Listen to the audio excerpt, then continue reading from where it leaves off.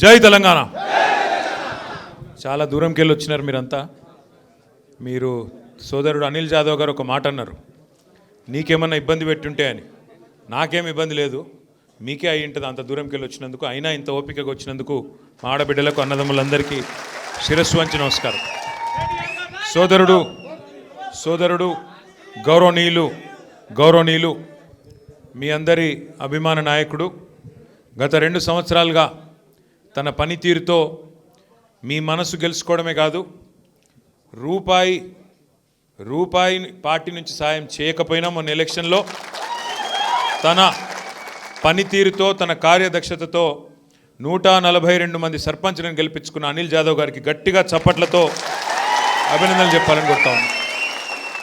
ఇలా అనిల్ మాట్లాడినాక ఉపన్యాసం విన్నాక నా కడుపు నిండిపోయింది. ఎందుకంటే ఒక ఇయ్యాలటి ముచ్చట చెప్పలే. 2001లో నేను నిర్మల్లో చదువుతున్న కాడికి వెళ్ళి మొదలుపెట్టిండు. ఎట్లా కేసీఆర్ సార్ను చూసి మొదలు తెలంగాణ ఉద్యమంలోకి వచ్చిన, ఆ తర్వాత కార్ ర్యాలీలో ఎట్లా ఆదిలాబాద్కి వెళ్ళి నేరేడుగొండకి వెళ్ళి ఢిల్లీ దాకా కార్ ర్యాలీలో పోయినా, ఎట్లా మళ్ళీ తర్వాత సార్ నాయకత్వంలోనే ఎమ్మెల్యే అయినా, మరి ఎమ్మెల్యే అయినాక కూడా ఈ 2 ఏళ్ళు ప్రతిపక్షంలో ఉన్నా. మీకు తెలియని ముచ్చట ఒకటి చెప్తా నేను. ప్రతిపక్షంలో ఉన్నా కాంగ్రెస్ నాయకులు పెద్దోళ్ళు ఫోన్లు చేసిండ్రు అనిల్ జాదవ్కు. కోవలక్ష్మి గారికి కూడా ఫోన్ చేసిండ్రు. ఆ 10 మంది పోయినారు కదా ఎమ్మెల్యేలు, మనోళ్ళం కూడా అట్లనే కొనుక్కుందాం అనుకున్నారు. కుల్లా చెప్తున్నాను, నీకు ఇలా సిగ్గుపడేది ఏం లేదు. కానీ మీ నాయకుడు క్యారెక్టర్ ఉన్న నాయకుడు కాబట్టే, పైసలు లేకపోవచ్చు గరీబ్గాడు కావచ్చు, కానీ క్యారెక్టర్ ఉన్నాడు కాబట్టే ఇలా ఇక్కడ నిలబడి దటాయించి మాట్లాడుతున్నాడు. అట్లాంటి నాయకులే. ఎందుకంటే బావిలో నీళ్ళు ఉన్నప్పుడు మస్తు కప్పలు వస్తాయి, చెర్ల నీళ్ళు ఉన్నప్పుడు. కానీ బావి ఎండినప్పుడు, కష్టమైనప్పుడు అప్పుడే మనిషి క్యారెక్టర్ తెలుస్తుంది. ఇలా అంత క్యారెక్టర్ ఉన్న నాయకుడు అనిల్ జాదవ్ గారని నేను మీకు విజ్ఞప్తి చేస్తూ ఉన్నా. పెద్దలు జోగు రామన్న గారు, మన జిల్లా పార్టీ అధ్యక్షులు, మాజీ మంత్రివర్యులు వారికి, సోదరుడు ఖానాపూర్ నియోజకవర్గ ఇన్ఛార్జ్ జాన్సన్ గారికి, అట్లాగే గౌరవనీయులు శాసన మండలి మాజీ సభ్యులు మా సలీంబాయి గారు, వేదికపై ఆసీనులైన బోత్ నియోజకవర్గ మండల అధ్యక్షులు, మాజీ జెడ్పీటీసీలు, మాజీ ఎంపీపీలు, గౌరవ సింగిల్ విండోల అధ్యక్షులు, గౌరవ సర్పంచులు, గెలిచొచ్చిన సర్పంచులు, గౌరవ ఉప సర్పంచులు, వార్డు సభ్యులు. మరి సర్పంచులుగా గెలిచిర్రు అంటే వాళ్ళ గెలుపు వెనకాల చాలామంది ఉంటారు, 1000 మంది. వాళ్లకు అట్లే దగ్గరకు వచ్చి ఓడిపోయిన వాళ్ళు చాలామంది ఉంటారు, వాళ్లకు అట్లాగే గెలిపించిన వాళ్ళకు మనోళ్లకు ఓడించే ప్రయత్నం చేసిన వాళ్ళకు కూడా పేరున అందరికీ నమస్కారం, అందరికీ ధన్యవాదాలు. ఎందుకంటే అందులో కూడా ఉంటారు, ఇక మీకు తెలుసు, నేను చెప్పాల్సిన అవసరం లేదు. కొద్దిగా మనోడు గెలుస్తుంటే ఒకటి కప్పల తప్పకెళ్ళి ఒకటి గుంజుతుంటాడు కిందికి, అట్లా కూడా కొంతమంది ఉంటారు. జర్ర మీరు వెనక రన్నింగ్ కామెంటరీ చేయకూరి. అట్లా మరి ఏదేమైనప్పటికీ నిజంగా మామూలు విషయం కాదు. 2 ఏళ్ళ గవర్నమెంట్ వచ్చి రైతు బంధు కేసీఆర్ పాలన పోయింది, రాబంధు కాంగ్రెస్ పాలన వచ్చింది. ఎట్లయిపోయింది రైతుల హాలత్తు? ఇలా ఆదిలాబాద్ రైతులను చూస్తే అర్థమవుతుంది. పంట కొనటోడు లేడు, కొంటే అందులో కట్టింగ్లు. సోయాకు కష్టమే ఉన్నది, పత్తికి కష్టమే ఉన్నది. పత్తి రైతు అయితే ఇలా చిత్తైపోయింది. ఈ రాష్ట్ర ప్రభుత్వంలో, ఈ రాష్ట్రం వచ్చినాక, ఈ ముఖ్యమంత్రి వచ్చినాక, కాంగ్రెస్ వచ్చినాక పత్తి రైతు చిత్తైపోయింది. సోయా రైతును అడిగేటోడు లేడు, దానికి మళ్ళీ కట్టింగ్లు. గతంలో 13 క్వింటాలు ఉంటాయి, ఇప్పుడు 7 క్వింటాలని కట్టింగ్లు. మొన్న అన్నవాళ్ళు పిలిస్తే, రామన్న గారు అనిల్ అన్న పిలిస్తే మొన్న ఆదిలాబాద్ మార్కెట్కి వచ్చిన నేను, మీరందరూ కూడా చాలామంది వచ్చినారు. వచ్చినప్పుడు మనం చూసినాం రైతుల హాలత్. మనం వస్తున్నామంటే మార్కెట్ బంద్ పెట్టిరు. ఆ రోజు మీకు యాదకుండాలి, మార్కెటే బంద్ పెట్టిరు. సోమవారం వచ్చినాం అనుకుంటాం మేము. ఆ రోజు కూడా సోమవారం మార్కెట్ బంద్ పెట్టిరు. అందుకే అనిల్ అన్న ఏం చేసిండు తెలివిగా, ఆడ మార్కెట్ బంద్ పెడతారా మీరని చెప్పి ఆయన నేరేడుగొండలనే తీసుకుపోయాడు. సోయాబీన్ కొనుగోలు కేంద్రం ఉంటే ఆడికి గుంట పోయిండు, ఆడ చూపెట్టిండు. ఆడ రైతులతో మాట్లాడితే అక్కడ గదే కష్టం. అంటే ఇవాళ రాష్ట్రంలో పరిస్థితి ఏంది అంటే, రైతులు ఈ రైతు ఆ రైతు అని కాదు, మొత్తం రాష్ట్రంలోని రైతులందరూ ఇలా గుండెల నిండా మళ్ళీ ఒకసారి కేసీఆర్ గారిని గుర్తు చేసుకుంటా ఉన్నారు. కేసీఆర్ ఉన్నప్పుడు ఎంత బాగుండే రైతు పరిస్థితి, ఇలా ఎంత అధ్వానమైంది అని యాద్ చేసుకుంటున్నారు. ఇది వాస్తవం. నేను చెప్పేది, మీరు ఊళ్ళల్లో మీరుంటారు, నాకంటే బాగా మీకే ఎరక. ఏమన్నా కోపమో తాపం ఉంటే మన మీద ఉన్నది. ఆడనో ఎన్నో కోపం ఉంటే మనం ఆడ కింది స్థాయిలో ఉండే నాయకుల మీద, నా మీద, మీ మీద ఉండొచ్చు, కానీ కేసీఆర్ మీద మాత్రం రాష్ట్రంలో ఏ రైతు కోపంగా లేడు అనే మాట వాస్తవం. ఎందుకంటే కేసీఆర్ గారు చేసినట్టు రైతులకు ఎవరైనట్టు చేయలే. 24 గంటల కరెంట్ ఇచ్చిన నాయకుడు భారతదేశంలో ఉన్నారా? కేసీఆర్ తప్ప. రైతు బంధు అసలు ప్రోగ్రాం పెట్టినోడు భారతదేశంలో స్వతంత్రం వచ్చిన కేవలం ఉన్నారా? 24 గంటల కరెంటు, రైతు బంధు ఒక్కటే కాదు, రైతు చచ్చిపోతే ఆ కుటుంబం రోడ్డు మీద పడద్దని చెప్పి 5 లక్షల బీమా ఇచ్చిన నాయకుడు ఎవడన్నా ఉన్నాడు ఆ దేశంలో? ఒక అందుకే రైతుల కేసీఆర్ గారంటే ప్రేమ. పంట పండించిందంతా కొన్నాడు. కరోనా టైంలో కూడా 7,000 కేంద్రాలు పెట్టి, కొనుగోలు కేంద్రాలు పెట్టి ఆఖరి గింజ దాకా కొన్నాడు. పంట తడిచిపోయినా, నానినా, మొలకెత్తినా, రంగు మారినా ఏదైనా సరే మొత్తం కొని రైతులకు ధీమా ఇచ్చిన నాయకుడు కేసీఆర్ గారు. అట్లాగే గోదావరి, కృష్ణ ఈ 2 జీవనదులలో తెలంగాణకు గతంలో అన్యాయం జరిగింది కాబట్టే మనం కొట్లాడినాం, రాష్ట్రం తెచ్చుకున్న రాష్ట్రంలో ఇటు కాళేశ్వరం కట్టిండు, అటు బ్రహ్మాండంగా పాలమూరు రంగారెడ్డి 90% పూర్తి చేసిండు. మీ దగ్గర సదర్మాటు ఇంకా ఎన్నో ప్రాజెక్టులు 1-2 కాదు బ్రహ్మాండంగా చేసుకున్నాం. ప్రతి ఊరిలో ఉండే చెరువు బాగా చేసుకున్నాం మిషన్ కాకతీయ కింద. అందుకే తెలంగాణ వ్యవసాయం బంగారం అయింది. మొత్తం భారతదేశంలో పంజాబు, హర్యానా దేశానికి ధాన్య భాండాగారం అంటారు. ఆ పంజాబు, హర్యానాను తలదన్ని వరి వండించే విషయంలో భారతదేశంలో నెంబర్ 1 చేసిండు తెలంగాణను కేసీఆర్ గారు. అంటే ఇట్లా చెప్పుకుంటా పోతే ఎన్నో ఉన్నాయి, 1-2 కాదు కేసీఆర్ చేసిన పనులు. అని ఎందుకో కానీ మరి 2023 ఎలక్షన్లో మనకు సీట్లు కొద్దిగా కమ్మి పడ్డాయి, 21 సీట్లు కమ్మైనాయి. దాంతో మనం ఇవాళ ప్రతిపక్షంలో కూర్చున్నాం. సరే, కొంత బాధ ఉంటుంది, ఓడిపోయినప్పుడు కొంత బాధ ఉంటుంది. మాకు కూడా ఉండే, అరే గిట్లెట్లా అయ్యాను. ఒక్కసారి ఆలోచిస్తే పోయినాయి కొన్ని సీట్లు తక్కువతో ఉన్నాయి. ఖానాపూర్లో 4,000 ఓట్లతో పోయింది, పక్క కాగజ్ నగర్లో 3,000 ఓట్లతో పోయింది. లేకపోతే ఇలా మనకు 4 ఎమ్మెల్యేలు ఉందరు, అన్నది కూడా తక్కువనే పోయింది. 6,000తోని రామన్న సాబ్ది పోయింది. లేకపోతే సగం ఆదిలాబాద్ మనమే ఉంటుంటే ఇవాళ. ఇక్కడ ఆదిలాబాద్ మనకే ఉంటుండే, కాగజ్ నగర్ మనకే ఉంటుండే, ఖానాపూర్ మనకే ఉంటుండే. ఈ ఇద్దరికి తోడు ఇంకో 3 ఉందరు. కానీ చిన్న మిస్టేక్స్ జరిగినాయి. నా ప్రార్థన మీతోనేమంటే, అక్కడక్కడ నేను పోయినప్పుడు అడుగుతుంటా. నిన్న నాగర్ కర్నూలు పోయినా, మొన్న మహబాద్ పోయినా, అక్కడ అడిగిన నాయకులను, కార్యకర్తలను నిజంగా చెప్పుర్రు అని అడిగిన. మీరంటే గెలిపించుకున్నారు అనిల్ అన్నను, మిమ్మల్ని అడిగేదేం లేదు. కానీ అక్కడ నాయకులను అడిగిన, నిజంగా చెప్పురు మీరు పోతే మా వాడు పోతాడు ఎమ్మెల్యే కానీ సార్ అయితే ఉంటాడు కదా అనుకున్నారు కదా అంటే, అవు సార్ కరెక్టే అంటారు. గా మిస్టేకే చేయొద్దు, గా తప్పే చేయొద్దు. ఎందుకు? సార్ ఒక నిర్ణయం తీసుకున్నాడు కేసీఆర్ అంటే, ఇప్పుడు మీ ఎమ్మెల్యే గారిని మార్చిండు. గతంలో ఒక ఎమ్మెల్యే సాబ్ ఉండే రాతోడు, ఆయనను మార్చి అనిల్ అన్నకు టికెట్ ఇచ్చిండు. ఆడ సక్కు గారు ఉండే ఆసిఫాబాద్లో, ఆయనను మార్చి ఆడ లక్ష్మక్కకు టికెట్ ఇచ్చిండు. సార్ ఏదైనా నిర్ణయం తీసుకున్నంటే ఆలోచించే తీసుకుంటాడు, ఉత్తగానే తీసుకోడు కదా.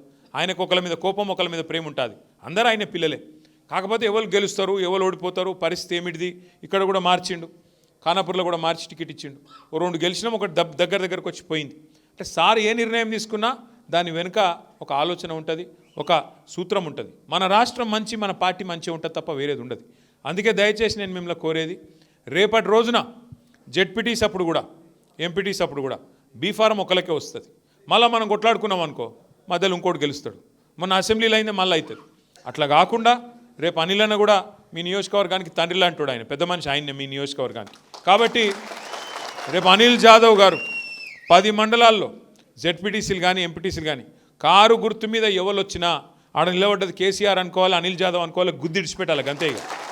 ఇక మళ్ళీ మనం ఆలోచన చేయొద్దు, ఆయన ఇట్లనట, ఆయన కాలు వంకరనట, టింకరనట, అవన్నీ మాట్లాడద్దు. ఇక ఒకసారి కారు గుర్తు మీద గులాబీ కండువా వేసుకొని మన నాయకుడు, మన సోదరుడు వచ్చిందంటే ఇగో ఈయననే కేసీఆర్ అనుకోవాలి, గట్టిగా పని చేయాలి. అది గల్లీ ఎలక్షన్ అయినా, ఢిల్లీ ఎలక్షన్ అయినా గట్లే ఉండాలి తప్ప ఇక మనం లెక్కలేదు. ఆ తప్పు జరిగియాలి. ఎవరు అవస్థ పడుతున్నారు? అందరికంటే ఎక్కువ అవస్థ పడుతున్నది మనం, గ్రామాల్లో ఉన్న మనం. కేసీఆర్ సార్ మంచిగా రెస్ట్ తీసుకుంటాడు, ఆయనకేమవుతుంది? ఏం కాదు, ఆయన అన్ని చూసిండు జీవితంలో. కేంద్ర మంత్రి అయిండు, ముఖ్యమంత్రి అయిండు, రాష్ట్ర మంత్రి అయిండు, డిప్యూటీ స్పీకర్ అయిండు, ఎమ్మెల్యే అయిండు, ఎంపీ అయిండు, అన్ని చూసిండు కేసీఆర్ సార్ కొత్తగా చూసేదేం లేదు, అధికారం చూసిండు మొత్తం. ఆయనకేం లేదు బాధ. ఉన్న బాధ ఇవాళ తెలంగాణ ప్రజలకు వచ్చింది. ఏమనుకున్నారు ప్రజలు కూడా? కేసీఆర్ సారే చెప్తుండు కదా, 200 పెన్షన్ 2,000 చేసిండు కదా, మనది ధనిక రాష్ట్రం అంటుండు కదా సారు, కాబట్టి నిజంగానే ఇల్లు కూడా ఇస్తారేమో, 2,000 4,000 చేస్తారేమో అనుకున్నారు. ముసలవ్వకు ముసలయ్యకి ఇద్దరికి ఇస్తామన్నారు పెన్షన్లు. ఇంట్లో ఇద్దరుంటే భర్త భార్య ఇద్దరికి 4,000 పెన్షన్ ఇస్తా అని చెప్పారు. నిజమే ఇస్తారేమో అనుకున్నారు. ఇక 10 ఏళ్ళు అయినాక కొద్దిగా బోర్ కొడుతుంది కదా, 10 ఏళ్ళు అయినాక బోర్ కొట్టింది వాళ్ళకు కూడా. ఇంకోటి మనం ఒక రైతు సోదరుడు చెప్పిండు నాకు, 10 ఏళ్ళకి ఒకసారి పంట మార్పిడి చేయాలి కదా సార్ అన్నాడు నాతో. ఒక అట్లా అనుకున్నారు కొంతమంది. అట్లా అనుకొని పంట మార్పిడి చేసిండ్రు. ఇవాళ ఏమైంది? ఇది అయింది కథ, ఉల్టా అయిపోయింది. పాలు ఇచ్చే బర్రెను పక్కన పెట్టినాం, తన్నే దున్నపోతుంది తెచ్చుకున్నాం. ఏం చేస్తే దున్నపోతు తంతదా తన్నదా? తంతున్నది. ఇప్పుడు ఇక మరి తన్నినప్పుడు పడాలన్నా లేదా? 5 ఏళ్ళు పడాలి, తప్పది. గది వచ్చింది బాధ ఇప్పుడు. కానీ ఇది మంచిదే ఒక రకంగా. ఎందుకంటే ఊకే చూస్తే కూడా, ఊకే మంచిని చూస్తే కూడా అర్థం కాదు. అప్పుడప్పుడు చెడు చూస్తేనే మంచి విలువ తెలుస్తుంది, అప్పుడప్పుడు చీకటి చూస్తేనే వెలుగు విలువ తెలుస్తుంది, అప్పుడప్పుడు గాడిది సవారీ చేస్తేనే గుర్రం విలువ కూడా తెలుస్తుంది. ఇలా గదే జరుగుతున్నది. ఇలా ఎటు పడతాడు మాట్లాడి నోటికి ఎంత వస్తే అంత చెప్పి ఇలా అధికారంలోకి వచ్చి కూర్చున్నారు. ఇక ఏమేమి మాట్లాడిరో మీకు ఎరికే. తులం బంగారం అన్నారు, స్కూటీలు ఫ్రీ అన్నారు, విద్యా భరోసా కార్డు అన్నారు, 2 లక్షల రుణం మాఫీ చేస్తామన్నాడు. ఇక ఈ నోటికి ఎంత వస్తా అంత. బీసీలకు 1,00,000 కోట్లు, ఎస్సీ ఎస్టీలకు 12 లక్షలు ఇస్తా, కేసీఆర్ 10 లక్షలు ఇస్తే నేను 12 లక్షలు ఇస్తా. ఇన్ని నరికిండు, వచ్చి కూర్చున్నాడు. ఇప్పుడేమంటాడు? ముఖం బాగాలేక వెనకటికి ఎవడో అద్దం బల్ల కొట్టుకున్నాడట. ఒకట్లున్నది ఇలా కథ.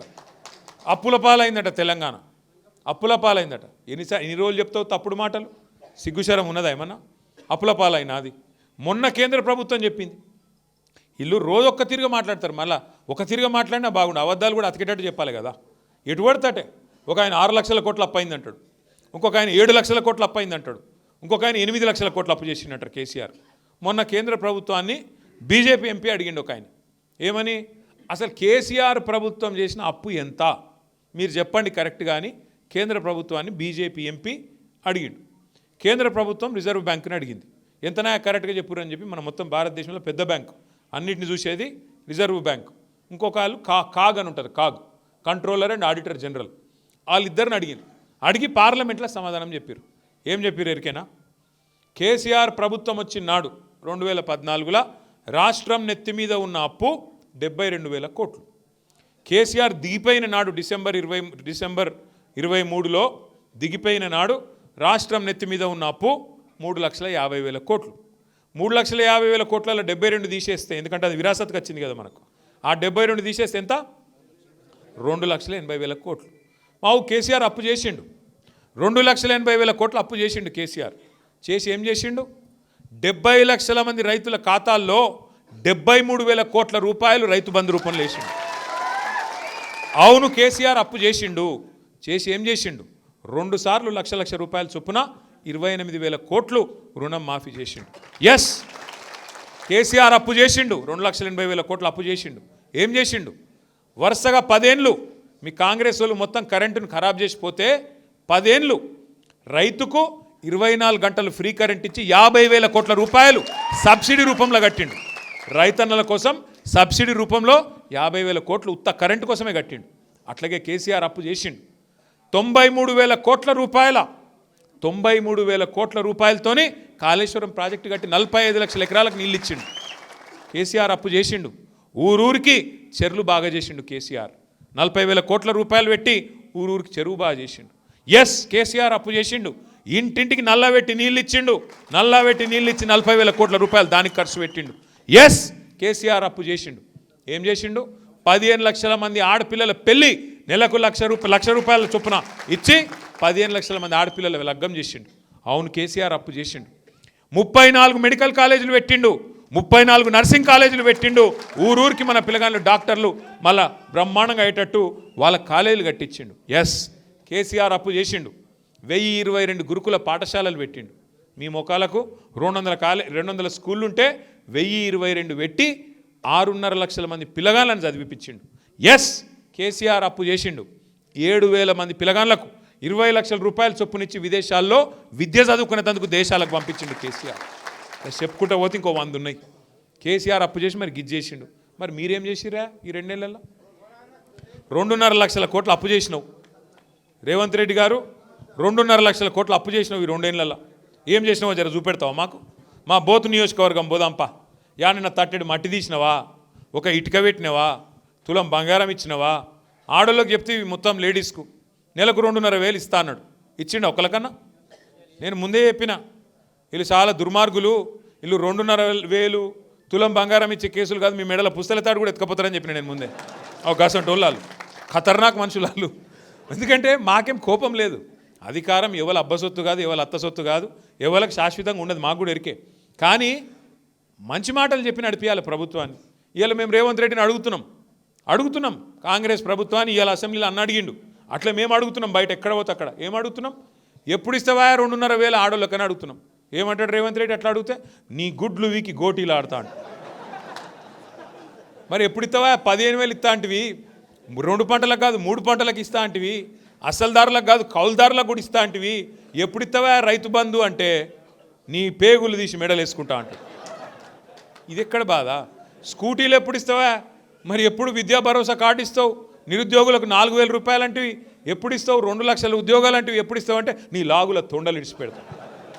గివి మాట్లాడి నిన్ను చేసినారు ముఖ్యమంత్రి, గివిటికేనా ఇక ఉన్నది? నువ్వు లాగుల తొండలు ఇడిస్తేందుకు, పేగులు వేసి మెడలేసుకుంటేందుకు, లేకపోతే గుడ్లు వీకి గోటీలు ఆడుతందుకు. వాటికి మా పోరగాళ్ళు మస్తు మంది ఉన్నారు గవి చేస్తేందుకు. నువ్వు అవసరమా దీనికి? అంటే ఎంత బేకారు ముచ్చట్లు అంటే బాధ అనిపిస్తుంది. ఇక ఏమనంటే కేసీఆర్ గారిని తిడతాడు, అదొక్కటి నేర్చుకున్నాడు. ఏమనంటే కేసీఆర్ని తిట్టాలి. ఏమిటి తిడతావు కేసీఆర్ను? ఏం తప్పు చేసిండు కేసీఆర్? తెలంగాణ తెచ్చుడు తప్పు చేసినాడు.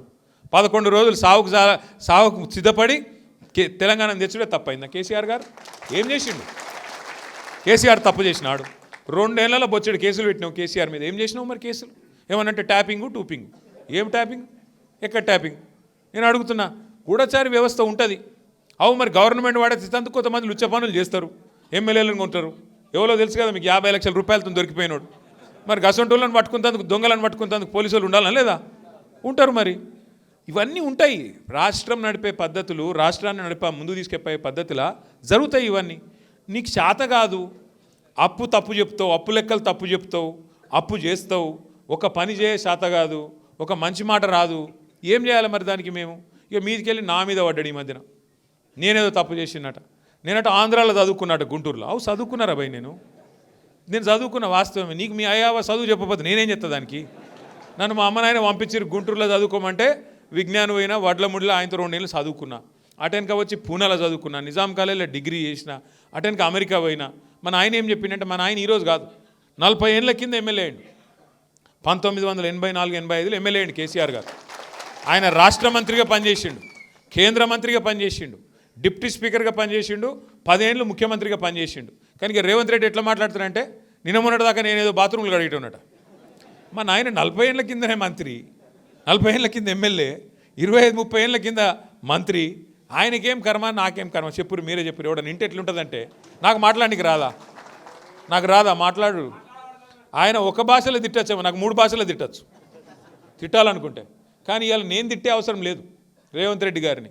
ప్రజలు మామూలుగా తిడతలేరు. అసలు మీరు గొట్టం పెట్టిరు పోయేకనన్నా వాళ్ళ ముంగటనన్నా, ఆ తిట్లు వింటే ఇంకోటి అయితే అంత బకెట్లో నీళ్ళు తోడుకొని దుంగి చచ్చిపోతున్నాయి. అలా రేవంత్ రెడ్డి కాబట్టి సిగ్గు లేకుండా బతుకుతుండు. కానీ అవి ఏం తిట్లు, ఏం లెక్క? తెలుగు భాషల గిన్ని తిట్లుంటాయని నాకు కూడా తెలియదు. గన్ని రకాల తిట్లు తిడుతురు జనం. యూరియా ఇచ్చే ముఖం లేదు నీకు, పెద్ద పెద్ద మాటలు నరుకుతున్నావు. యూరియా ఇచ్చే ముఖం లేదు. యాప్ పెట్టిండేది, యాప్లు ఇవ్వాలంటే షాపులు ఉండాలన్నా లేదా? ఆడ యాప్లు ఆడికెళ్ళి వస్తుంది, షాపులో లేకపోతే, అసలు సరుకు లేకపోతే యాప్లు ఆడికెళ్ళి వస్తుంది. గా తెలివి లేదు నీకు యూరియా ఇచ్చే ముఖం లేదు, ఇచ్చిన ఒక్క మాట నిలబెట్టుకునే ముఖం లేదు. పెద్ద పెద్ద ఏతులు, ఓహో అట్లా ఓహో ఇట్లా ఏందో.